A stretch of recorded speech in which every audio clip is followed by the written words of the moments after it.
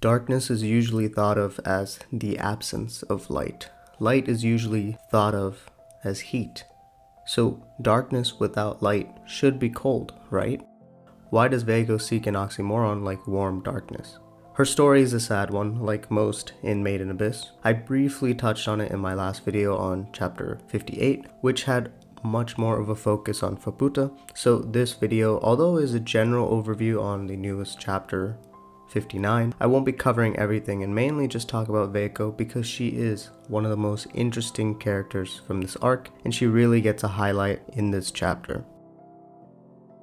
Due to the infrequent releases for chapters and the fact that we've been in the 6th layer for years in our time, not story-wise, small details can get lost if readers aren't consistently rereading.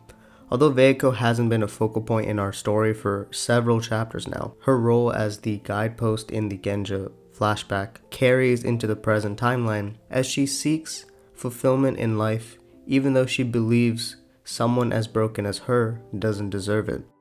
That warm darkness originates from Bailoff saying that light that no one else has found exists only in true darkness. Even in someone as shattered as Vueko, because of her unfortunate circumstances, her dark eyes can still have light waiting to be found. The only way to know is just to keep looking for that true nature of beauty. Vueko thought that light could never be found, so she was happy to at least found some sort of warmth of darkness with someone just like her in Irame. Someone who was discarded and distorted by the world, clinging to her desperately. Even in hell, with enough time, the horror is desensitized. The search for something more isn't needed in Solace, so Vueko was content with her newfound family. Vueko's sickness caused Irame more suffering. Her empathy to want to be with Vueko disgusted Vueko to no end because what is the point of creating something that can't survive? A broken being only breaks other things. Vueko couldn't handle the guilt because even with all that pain, Irame suffered with a smile for Vueko's sake. Vueko didn't believe that someone like her could have this sort of happiness and allow this pain to continue because what is the point of living in this case? That warmth that she could still feel when she hugged Vueko's transformed body was tarnished by Vueko's selfishness. Irame wished for that state of being just to prolong Vueko's life. When Vueko says that the warm darkness is mine alone, it's to say that Vueko couldn't handle someone else suffering so much just for her. The irony in all of this is that Irame never took anything away from Vueko. Her eternal form, her human form stayed consistent, been and always will be human until this chapter itself. Wazuku knew that they were linked and placed her in the darkness by her heart, away from everyone yet still connected. Two halves that make a whole in harmony deep inside the darkness of the village, where Irame's failed offspring give Vueko company. Those siblings of Faputa could also be seen as that warm darkness as Vueko is engulfed by them. For centuries, we don't actually know exactly how long, but for a long time. Irame provided all this for Vueko's sake, for a home, for her mother and for her children. Although the ways that this went around are flawed and twisted, the nature of it is all a longing for life, a longing for stability, and a longing for something that was never provided for either of them. Vueko understood what Bailoff really meant by a light that no one could find when Faputa was born. Something that was so uncontrollable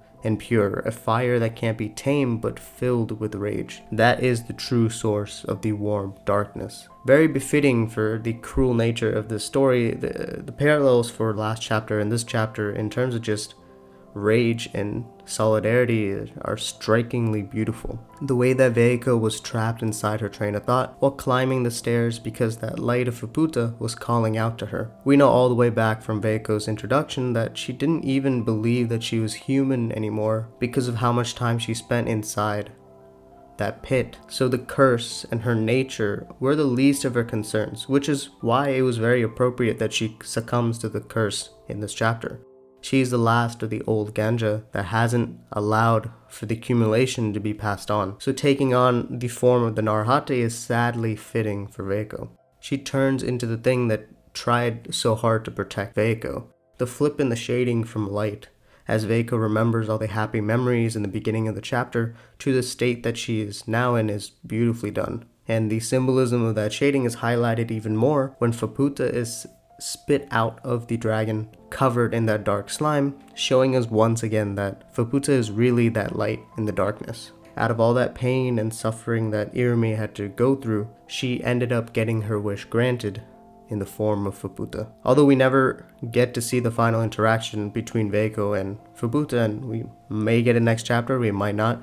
It, as you know, most of the villagers and the village itself kind of breaks apart for Faputa to continue on their journey. Faputa acknowledges her role to further solidify who she is by taking in what is left of her mother.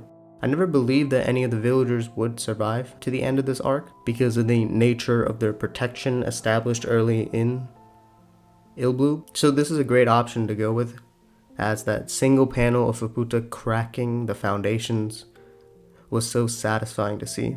So what's next? With the village destroyed, we might finally progress to how we get to the 7th layer. Maybe a little aftermath, although I have no idea if we'll ever get a Vueko and Faputa interaction, since the ending for this chapter felt really good for an ending for Vueko's story. Well, that's pretty much all for the video. It's a little short one, but it turned out to be a lot more hyperfixated on Vueko than I wanted, since I didn't even discuss that much about Faputa or Reg, but that's okay, since I'm sure we'll get plenty to talk about when chapter 60 comes around. Thank you so much to the NarehateScans for allowing me to read this chapter with their amazing work, and of course to Akihito for delivering high quality this entire arc. With the announcement made maybe a month or so ago, we will be most likely getting a lot of Made in Abyss content in the coming year, which is exciting. See you all next time. Peace whenever the next chapter comes.